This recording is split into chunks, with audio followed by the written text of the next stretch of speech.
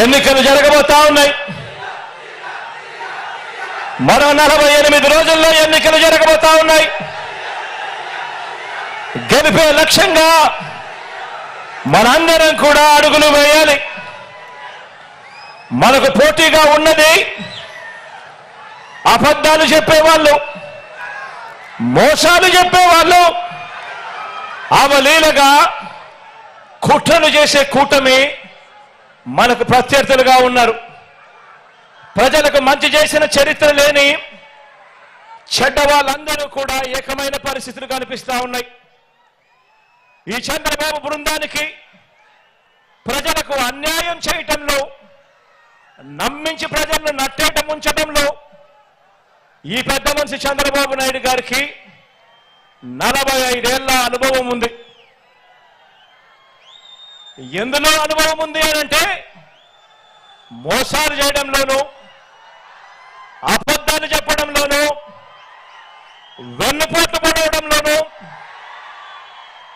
కుట్రలతో కుతంత్రాలలోనూ 45 ఏళ్ల అనుభవం ఉంది పెద్ద మనిషికి. మేనిఫెస్టోను ఎన్నికలు కాగానే చెత్తబుట్టలో పడేయటంలో కూడా ఈ పెద్ద మనిషికి 14 సంవత్సరాల అనుభవం ఉంది. ఎన్నికలప్పుడు మాత్రమే మేనిఫెస్టో గుర్తుకొస్తుంది, రంగురంగుల కాగితాలు గుర్తుకొస్తాయి. ఎన్నికలు అయిపోతూనే చెత్తబుట్టలో పడేస్తారు మేనిఫెస్టోను. ఈ రకంగా 14 సంవత్సరాలుగా ప్రజలను మోసం చేస్తూ వస్తున్నారు.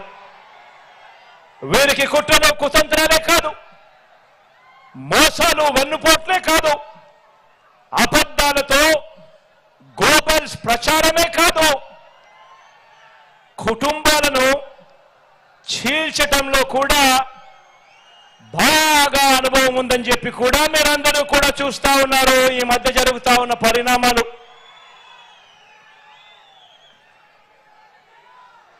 మా చిన్నాన్న గారిని, మా బాబాయిని, వివేకం చిన్నాన్నను ఎవరు చంపారో, ఎవరు చంపించారో ఆయనకు, ఆ దేవుడికి, ఈ జిల్లా ప్రజలందరికీ కూడా తెలుసు. కానీ బురద జల్లేందుకు ఇద్దరు చెల్లెమ్మలను ఎవరు పంపించారో, వారు వెనకాల ఎవరు ఉన్నారో మాత్రం మీ అందరికీ కూడా రోజు కనిపిస్తానే ఉంది. ఇంకా ఆశ్చర్యం ఏమిటో తెలుసా? ఇంకా ఆశ్చర్యం ఏమిటి అనంటే, వివేకం చిన్నాన్నను అతి దారుణంగా చంపి అవును నేనే చంపాను అని అతి హేయంగా బహిరంగంగా చెప్పుకుంటూ తిరుగుతా ఉన్న హంతకుడు, ఆ హంతకుడికి మద్దతిస్తా ఉన్నది ఎవరో కూడా మీరంతా కూడా రోజు చూస్తా ఉన్నారు. ఆ చంపినోడు ఉండాల్సింది జైల్లో, కానీ ఆ చంపినోడికి మద్దతిస్తూ నేరుగా నెత్తిన పెట్టుకొని మరీ మద్దతిస్తా ఉన్నది ఈ చంద్రబాబు, ఈ చంద్రబాబుకు సంబంధించిన ఎల్లో మీడియా, ఈ చంద్రబాబు మనుషులు. వీరి మద్దతు కోసం రాజకీయ స్వార్థంతో తప్పించిపోతా ఉన్న ఒకరిద్దరు నా వాళ్ళు.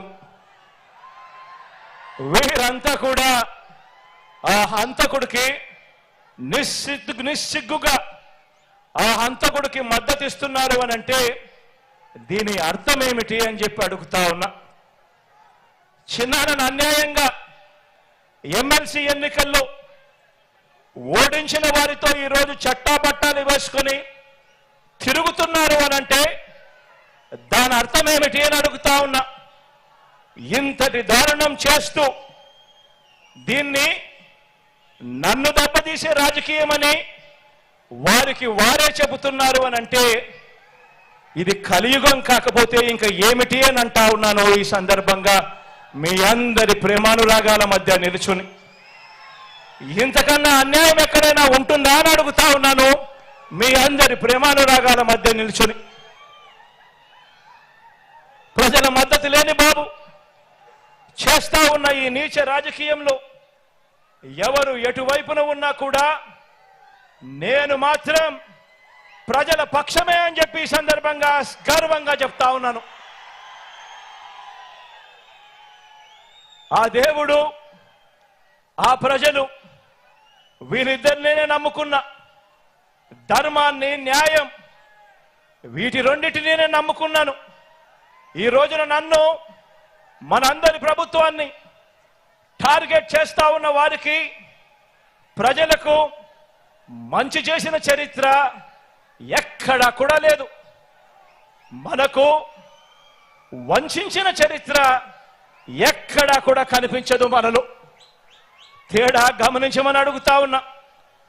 వారికి మేనిఫెస్టో అంటే ఎన్నికలప్పుడు చెత్తబుట్టలో పడేసే డాక్యుమెంట్. ఎన్నికలు అయిపోయిన తర్వాత మేనిఫెస్టో ఇచ్చి కనీసం 10% వాగ్దానాన్ని కూడా నిలబెట్టుకున్న చరిత్ర వారికి లేదు.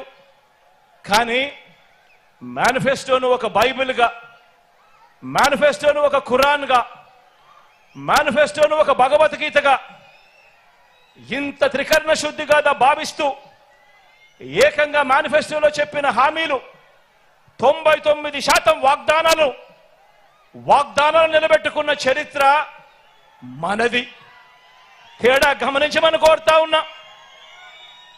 మరో విషయం కూడా చెప్తా ఉన్నాను. ఈ మధ్యకాలంలోనే